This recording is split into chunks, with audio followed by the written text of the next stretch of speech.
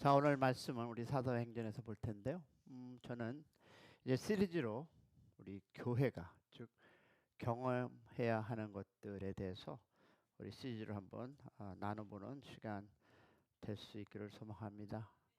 우리가 교회를 바라보면서 제가 고민하고 생각했던 것 중에 하나가 내년에는 우리 교회가 경험해야 하는 것들을 우리가 수요예배를 통해서 은혜 나누고자 합니다. 계속 시리즈로 여러분과 나눌 텐데요. 중요한 것은 말씀 안에서 우리가 배우는 여러분과 내 자신이 되기를 소망해 봅니다. 자, 우리 한번 사도행전 2장 42절 47절 보겠습니다. 시작. 그들이 사도의 가르침을 받아 서로 교제하고 떡을 떼며 오로지 기도하기를 심쓰니라. 사람마다 두려워하는데 사도들로 말미암아 기사와 표적이 많이 나타나니 믿는 사람이 다 함께 있어 모든 물건을 서로 동용하고. 자, 이 제목 가지고 교회가 경험해야 할 것들을 우리가 은혜 나누겠습니다. 우리 집에 큰딸 눈에는 항상 뭔가 눈에 쓰여 있는 것 같습니다. 우리 큰딸은 자기 딸이 세상에서 최고로 이쁘다고 말합니다. 제가 볼 때는 안 그렇게 보이는데 그저 저는 장래에 멋진 골프 프로가 될 재능이 가진 아이. 그런데 제 딸 눈에는 왜 그렇게 보일까요? 여러분, 사람이 사랑이라는 마음을 가지고 있으니까 그저 눈에 잔뜩 뭐가 끼워져 있으니까 자식을 볼 때마다 너무 예쁘게 생각하는 거 아닐까요?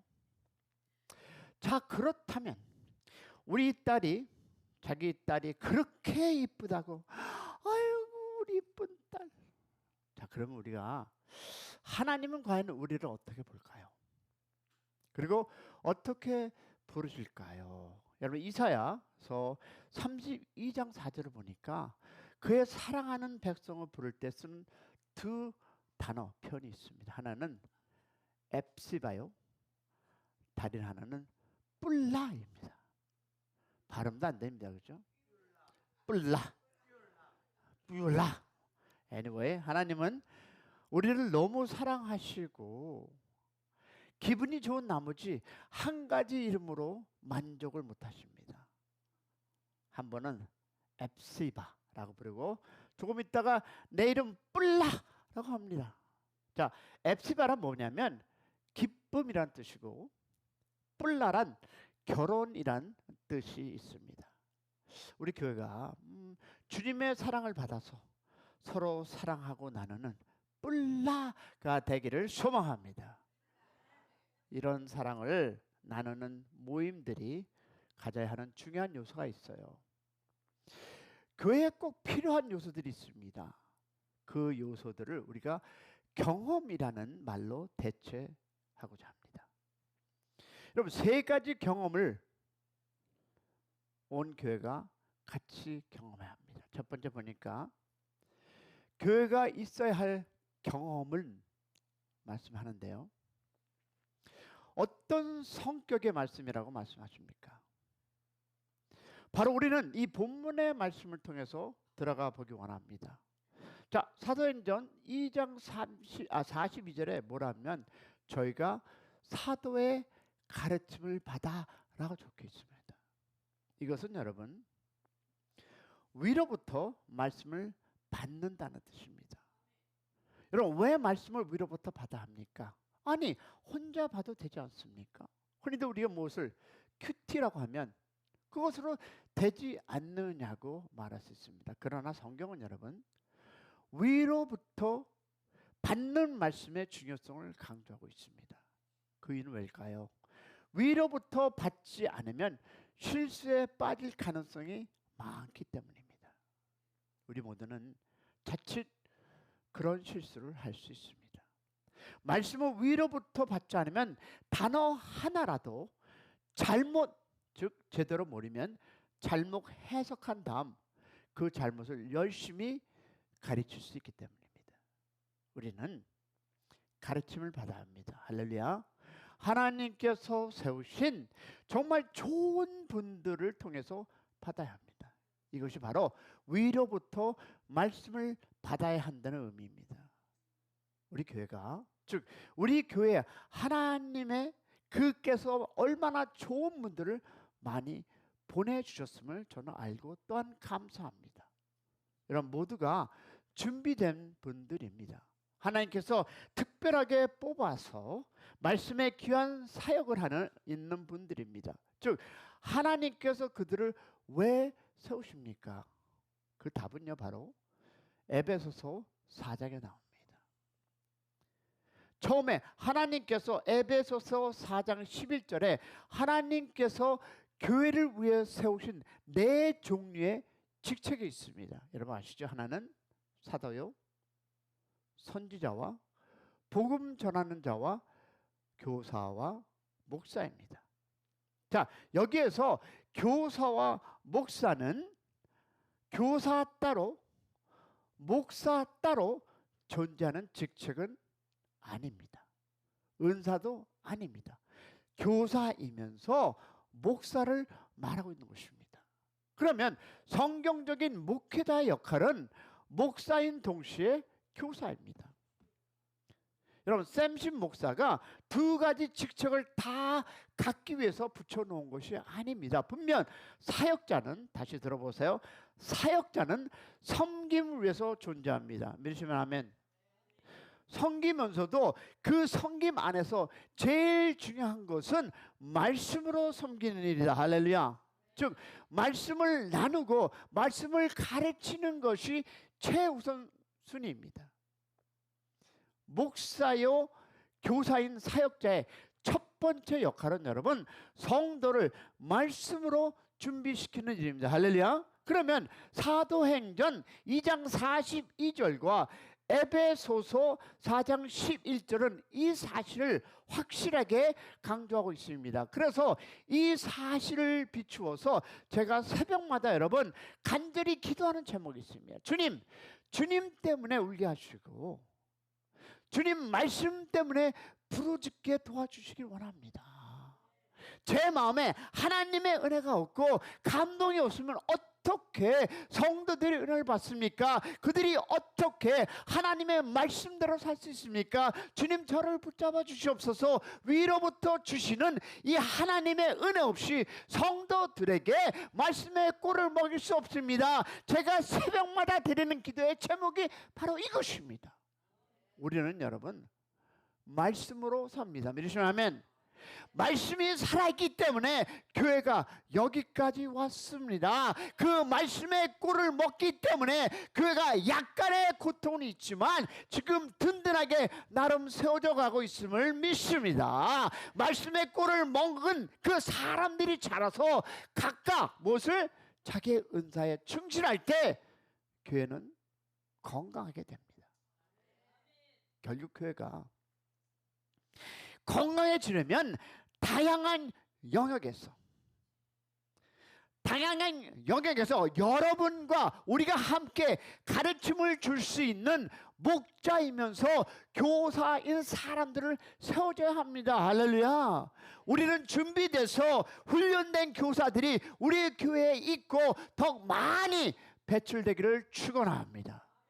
자기가 만난 예수를 가르칠 수 있는 사람들이 많아져야 합니다. 준비된 교사가 많이 세워져 있는 교회는 든든한 바탕 위에 교회를 세우는 일입니다. 할렐루야.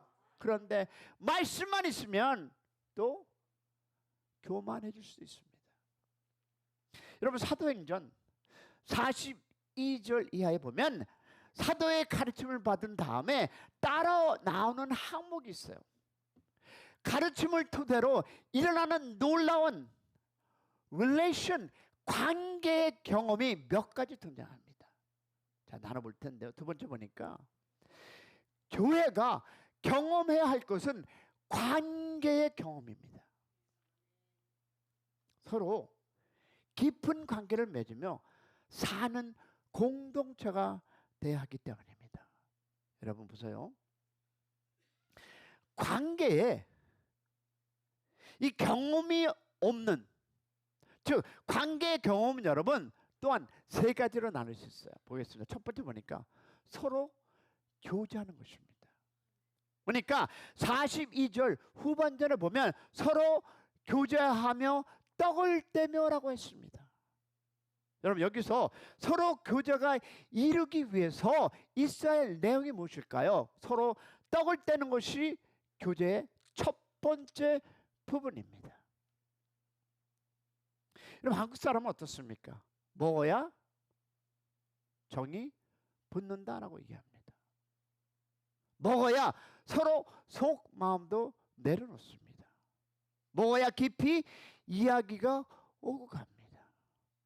그리고 세상 사람 어떻습니까? 먹는 것 다 플러스 술 한 잔 마셔야 속에 있는 이야기를 합니다. 왜? 정이 오가야 대화가 됩니다. 안 될 이야기도 합니다. 세상 사람들은 화나고 서로 오해가 있으면 한 잔 해 꿀꺽꿀꺽 하면 풀어주는데 왜 하나님을 믿는 자녀들은 안 될까요? 왜 마음을 털어놓지 못할까요? 왜 속마음을 얘기하지 못할까요? 여러분 보니까 이 초대교회 사람들은 모이면 서로 같이 먹었습니다. 우리 교회 잘 먹고 교제 좋습니다. 서로 교제하면서 떡과 잔이 빠지지 않았습니다. 여기 모여서 먹은 떡과 마신 잔을 성찬식으로만 받아들이지 않았으면 좋겠습니다. 이 속에는 같이 모여서 교제를 나누면서 애찬의 의미도 있습니다. 주님께서 잡히시기 전날 식사하시는 중입니다. 그때 성찬식을 하셨습니다. 큰 상에 어떤 음식들이 준비됐는지 확실치 않습니다. 푸짐하게 차려져 있었는지 아니면 초절하게 차려졌는지 모르겠는데 하지만 그 상에는 무엇이 떡과 포도주가 있었고 몇 가지 음식물도 있었습니다. 어느 정도 먹고 나서 갑자기 주님께서 떡을 떼시더니 한 사람 한 사람에게 뭐라고? 먹게 하시고 이것은 나의 살이다 라고 말씀하셨습니다. 그리고 잔을 또 돌리시며 이것은 나의 피다. 새 언약의 피다. 이와 같이 성찬식은 만찬 중에 베풀어졌습니다. 우리는 무엇을 차리고 그러나 초대교회는 그러지 않았어요. 초대교회가 그것을 알기 때문에 같이 식사하면서 성만찬식을 가졌습니다. 요즘처럼 어떻습니까? 차려놓고 그 엄지손가락만한 그 포도잔에 조금 담아두지 않습니까? 여러분 성찬식에 참여한 아마 어떤 남자들은 조금만 더 채워주세요. 가득 채워서 한 잔 더 했을 수도 있다라고 생각해 봅니다. 옛날에 이런 생각을 한 분은 저같이 뭔가 경험이 있는 분들이 틀림없습니다. 초대교회 성도들은 여러분 주님의 은혜를 생각하면서 같이 떡을 떼며 교제하고 은혜를 나누었습니다. 21세기에 살고 있는 교회도 같은 경험이 필요합니다. 할렐루야. 성령께서 역사하시는 교회 안에는 여러분 먼저 말씀의 놀라운 역사가 있습니다. 할렐루야. 그 다음에 관계의 역사가 일어납니다. 아멘이십니까? 관계의 역사 중에 맨 처음 등장한 것이 같이 먹는 것이었습니다. 그래서 저희 교회도 이와 비슷한 경험을 많이 실천하기를 원합니다. 그래서 우리 교회는요 할 수만 있다면 많은 음식 차리고 그런 음식을 나누기를 소망합니다. 어느 분은 그냥 국밥 하나, 저는 동의하지 않습니다. 네, 그럴 줄 알고 있습니다. 그리고 그룹 안에서 같이 식사하거나 다가를 나누면서 나눔의 깊이를 더하시기를 소망합니다. 서먹한 사람들이 가정을 초청해서 조그마한 음식이라도 서로 나눌 수 있는 기회를 많이 가지시기를 소망합니다. 왜냐하면 음식을 나눌 때 무엇이 기쁨이 배가 됩니다. 믿으십니까? 저의 마음에는 우리 교회가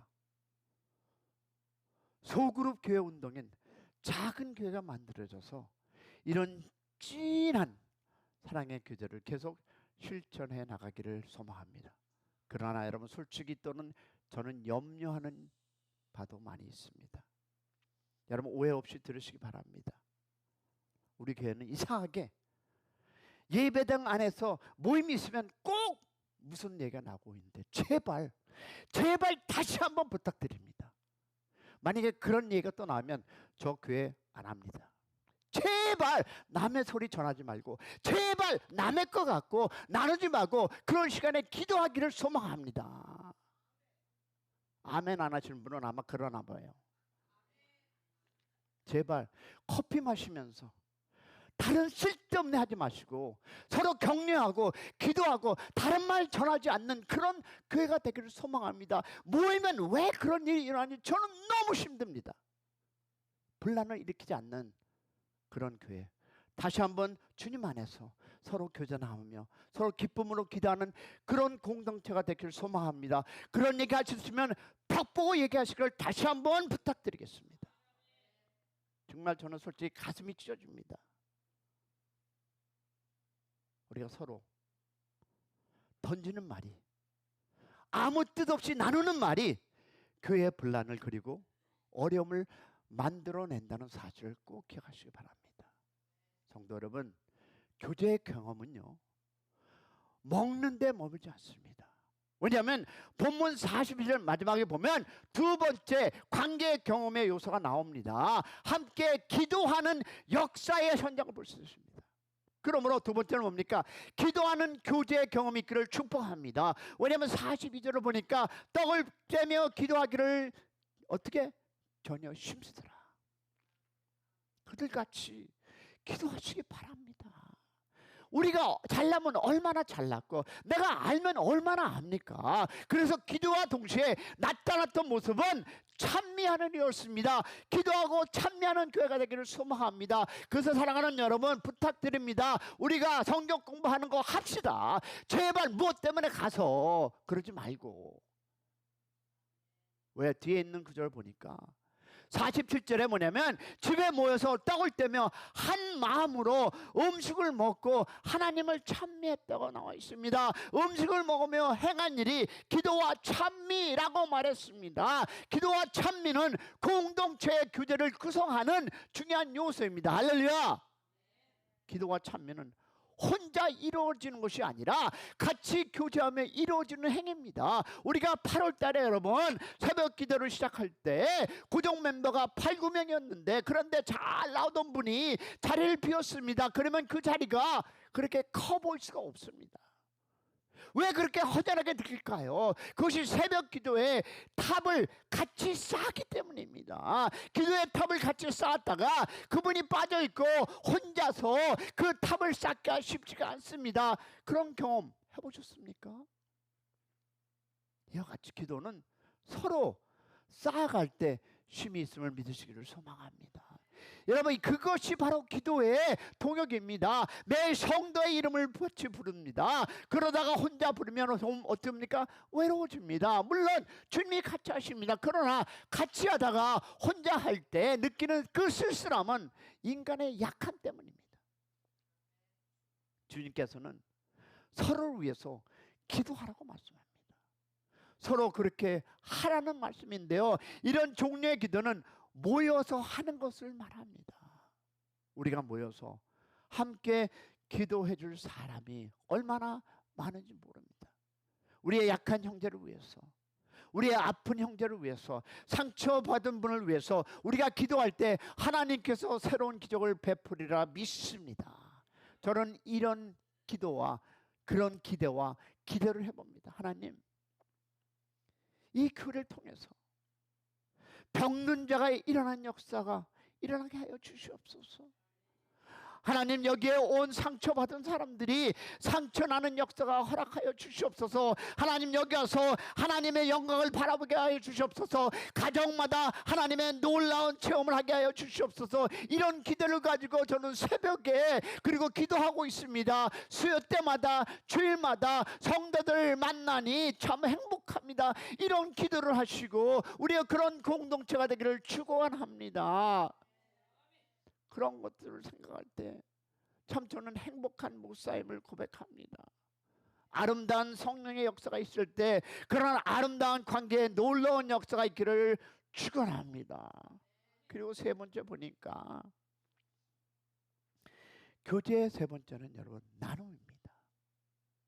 44절과 45절 보니까 믿는 사람들이 다 함께 있어 모든 물건을 서로 동용하고, 무엇입니까?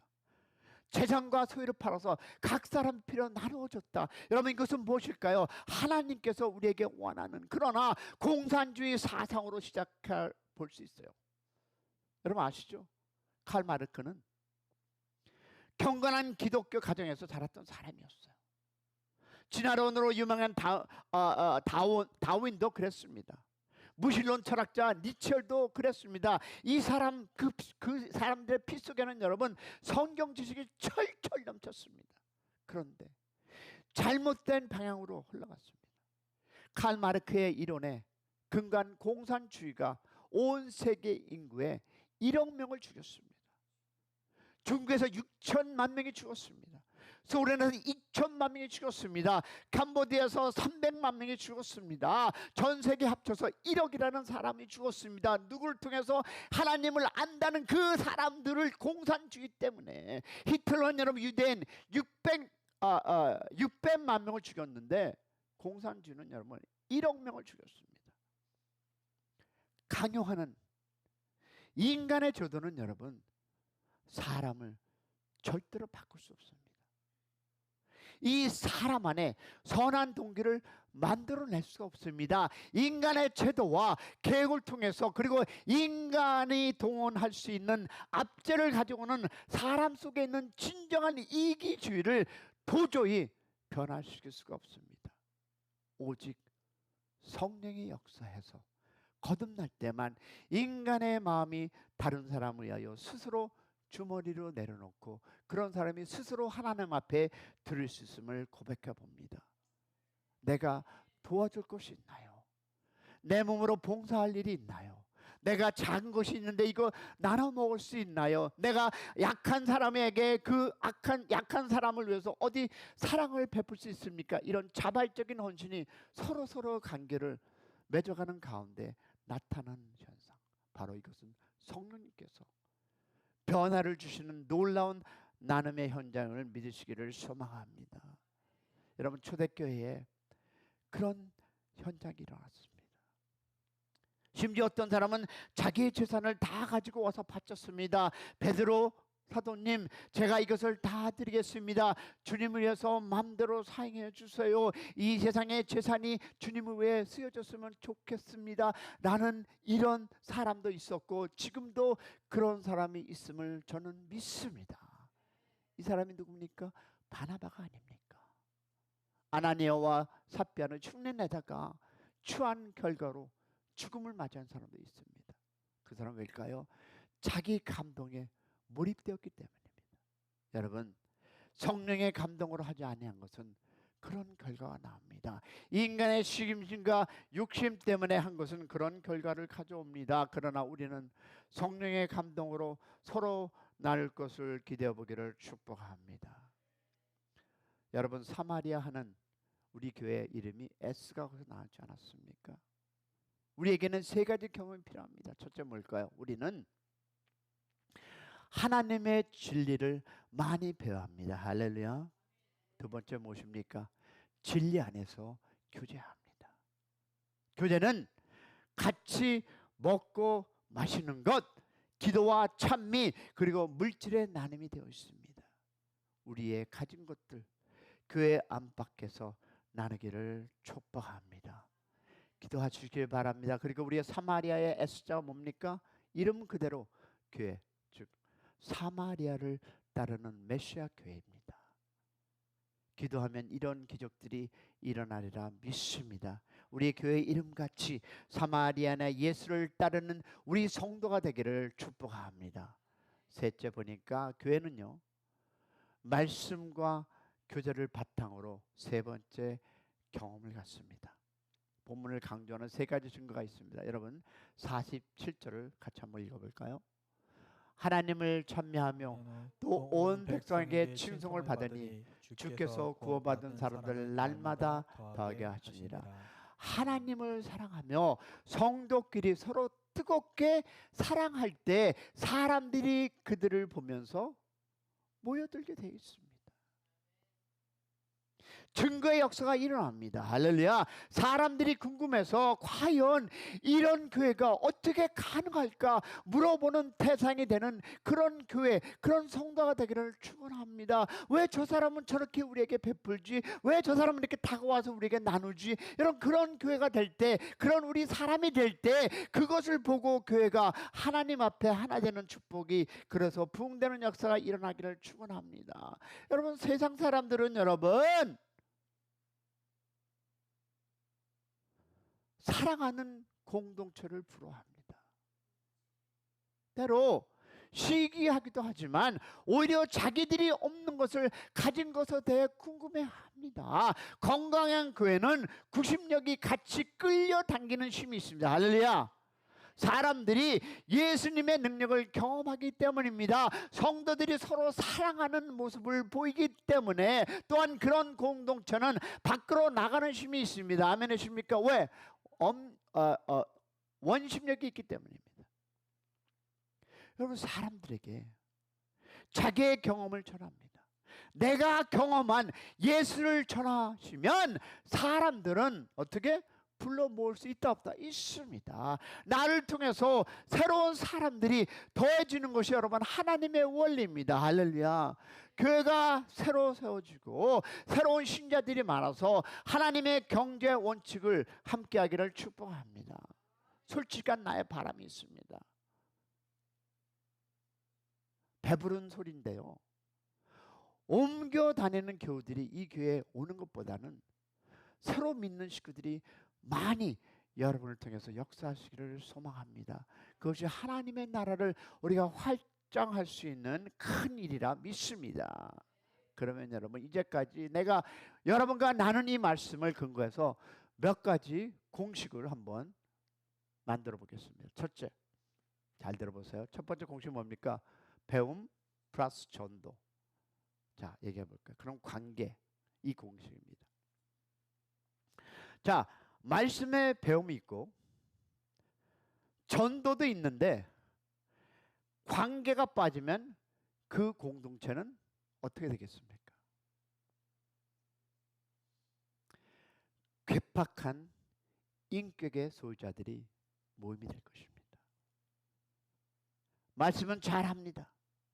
전도도 열심히 합니다. 그런데 관계 형성이 되어 있지 않으면 아주 괴상한 사람들이 될 가능성이 많다는 공식이 나옵니다. 아주 쌀쌀 맞는 사람들의 몸이 될 수 있습니다. 우리 공동체는 그것을 원치 않습니다. 맞습니까? 두 번째 공식은 뭡니까? 말씀 플러스 관계 마이너스 전도입니다. 자, 말씀의 생활은 좋습니다. 관계도 좋습니다. 그런데 전도를 안 하면 어떻게 되겠습니까?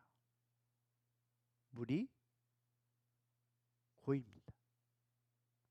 사회처럼 변해버리고 맙니다.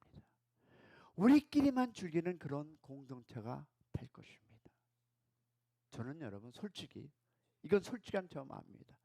저는 이런 공동체로 그냥 갔으면 좋겠다는 마음도 있습니다. 저는 너무 감사하고 너무 즐겁습니다.